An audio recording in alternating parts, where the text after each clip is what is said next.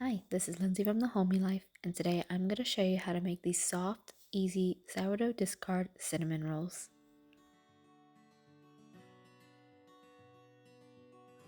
The first thing you're going to need is about half a cup of sourdough discard, or it could be active starter. It doesn't really matter either way because we will be adding baking soda and baking powder at the end. Now I have half a cup of butter melting on the stove at the moment while I'm adding the rest of my liquid ingredients. So I'm adding just over a teaspoon of vanilla extract. I'm going to add 1 egg. You're going to want to add half a cup of milk as well and half a cup of sugar. Now you can use honey if you like. You can use rapadura sugar, which is what I usually really love. But for this recipe, I decided to go with the normal raw sugar so it looks whiter and nicer. And then just add a pinch of salt and whisk it all together with a dough whisk. I really truly love my dough whisk. They are very cheap and affordable, and it just mixes flour ingredients really well together. So we're going to be adding the 3.5 cups of flour. I've so far added 1 cup of flour to this recipe, and then I like to add the melted butter in afterwards just to make sure it doesn't cook the egg that's already in this recipe. And I'll keep adding in the rest of the flour and just whisking it through. My favorite flour to use is Coruscant flour because it is an ancient grain, but it's also light and fluffy, so it works really well in your baked goods.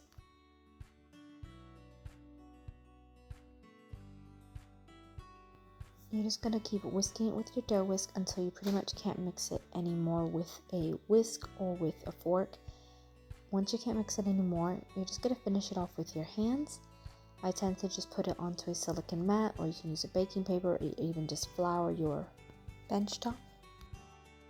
And you're just rolling it until it's a nice smooth dough, just putting it all together until it forms a nice little ball.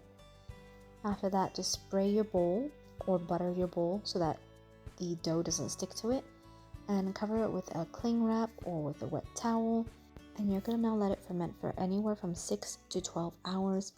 If it's hot outside, it's going to be more like 6 to 8 hours. If it's really cold, it can take up to 12 hours. Once it doubles in size is when it will be ready, so just keep an eye on it. For the filling, I have half a cup of melted butter. I've added half a cup of rapadura sugar. You can use any sugar that you like. I just like rapadura because it's similar to brown sugar but healthier. Add 1 tablespoon of cinnamon powder, and you're just going to mix that together until it forms a nice smooth paste. And this is going to be that delicious sweet filling that's going to go inside of your cinnamon rolls. Next, you're just going to get your fermented sourdough ball. I put a little hole in the middle, and I'm just doing a teaspoon of both baking soda and baking powder into it. And you're just going to fold that in really nicely. So just make sure you really knead that in, as you don't want to have a clump of either of those just sitting in your dough. It would not taste the best. So just roll it a few times, flatten it out, knead it on top of each other until it's pretty well incorporated. After it's nice and incorporated, we're just going to flatten it out. At this point, I'd recommend to get your oven preheated to 355 degrees Fahrenheit or 180 degrees Celsius. Now, you want to roll it until it's fairly thin. I like it to be about that 1/4 inch in thickness.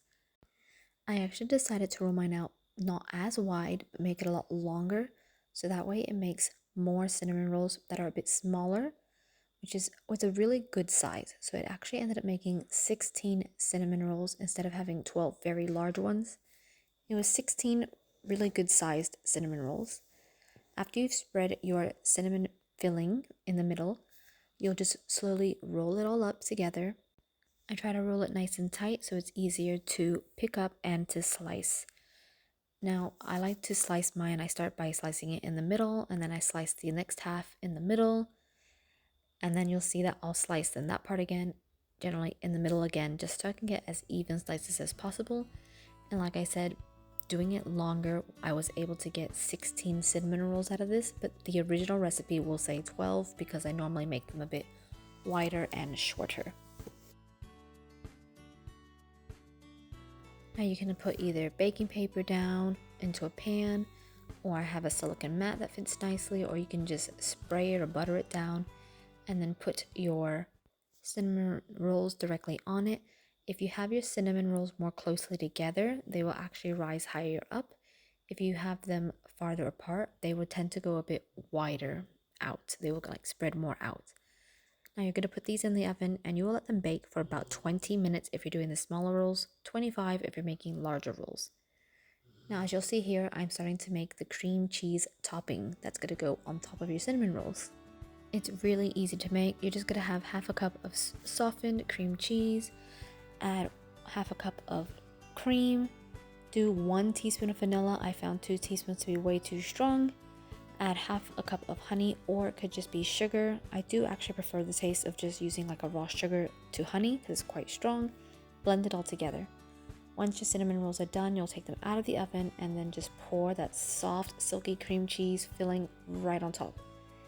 It is so delicious with the cream cheese topping. Spread it around and then just serve and enjoy. It is so good.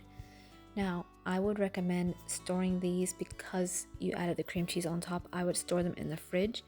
If you don't add the cream cheese topping, I'm pretty happy to store mine in an airtight container for several days on the counter. If you store them in the fridge, you can reheat them and they actually still come out nice and soft as well. I hope you enjoyed this recipe. Please go to my blog if you want the written instructions, and don't forget to subscribe and like for more recipes. I'll see you again in the near future. Bye!